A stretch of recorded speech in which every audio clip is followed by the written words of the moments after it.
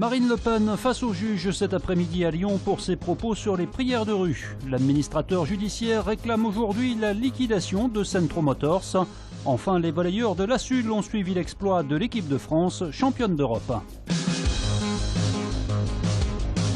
Arrivée mouvementée de Marine Le Pen au tribunal de grande instance de Lyon cet après-midi. La présidente du Front National comparaissait en correctionnel pour ses propos sur les prières de rue tenues en décembre 2010 à l'occasion d'une réunion publique à Lyon. Un procès suite à une plainte du MRAP pour incitation à la haine raciale. Une punition symbolique, ça nous va très bien. Ces propos ne relèvent pas de la liberté d'expression, mais relèvent bien de l'incitation à la haine raciale. Elle a dérapé, clairement.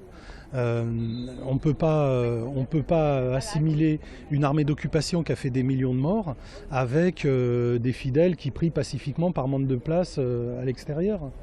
Des accusations réfutées par Marine Le Pen qui voit dans ce procès une instrumentalisation politique de la justice. Je suis absolument confiante, je suis tout à fait, encore une fois, dans mon rôle de responsable politique en ayant dénoncé cette violation de la loi, de la laïcité, de l'autorité de l'État. Je n'ai commis absolument aucune des infractions que me reprochent l'ensemble des associations lourdement subventionnées, chasseuses de primes, aux ordres du pouvoir.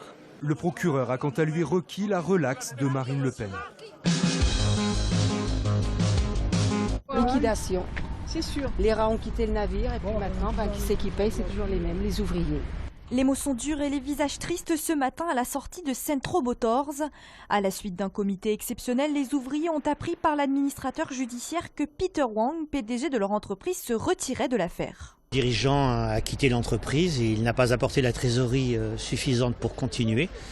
Donc je suis venu dire aux salariés que j'allais demander au tribunal de prononcer la liquidation judiciaire. Pour éviter le licenciement des 400 salariés ex-Citel, un nouveau repreneur doit être trouvé avant le 29 octobre, date de la prochaine audience au tribunal. Après 24 mois de chômage partiel pour les salariés qui n'ont rien produit depuis l'arrivée de Centro Motors, la colère monte. Aujourd'hui, ils sont partis comme des voleurs.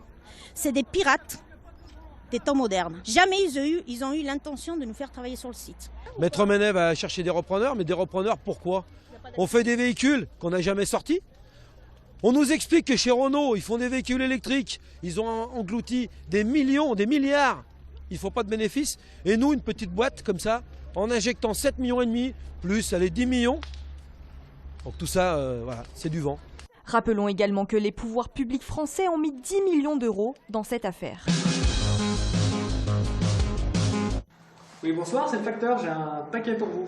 La Poste expérimente désormais à Lyon la livraison tardive de colis à domicile jusqu'à 21 h. Côté syndicat, cette nouveauté fait grincer les dents. Maintenant, on est à 21 h, 21 h 30 pour des agents qui ont passé leur carrière à travailler le matin, qui ont construit leur vie privée sur le travail du matin, qui ne sont pas venus pour les salaires, ça se saurait à la Poste. Que du jour au lendemain, on leur dit, voilà, soit tu retournes facteur, soit tu prends la porte. Il y a une dégradation de leurs conditions de travail qui est affolante, d'autant plus qu'on vient d'apprendre en plus que la Poste veut faire distribuer maintenant des colis le dimanche matin, ça commence le 20 décembre. Une réorganisation que justifie pourtant la direction. Donc je comprends que ça puisse effectivement susciter des inquiétudes ou même transformer la vie de certains de nos postiers. On le fait d'une part évidemment pour répondre aux attentes de nos clients, mais on l'a fait évidemment aussi en le faisant avec de la concertation avec l'ensemble des postiers.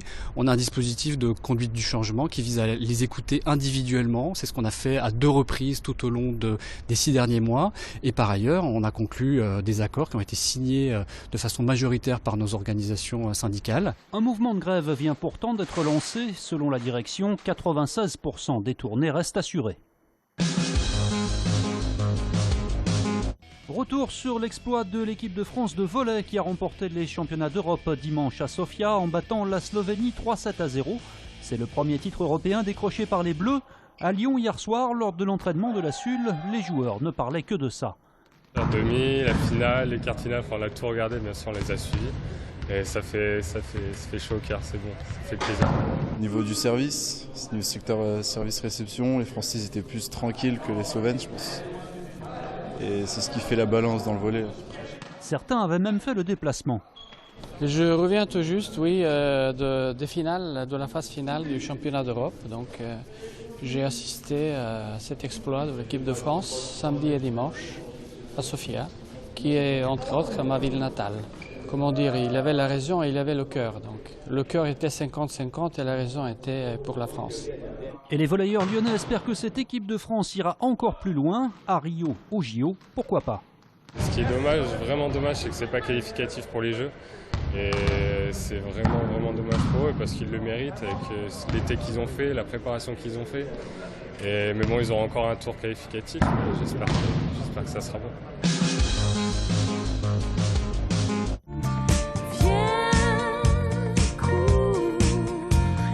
Les Brigitte en concert au Radiant de Caluire. Les deux chanteuses interpréteront les morceaux de leur nouvel album intitulé À bouche que veux-tu, un album aux accents disco et reggae à découvrir sur scène vendredi à 20h30.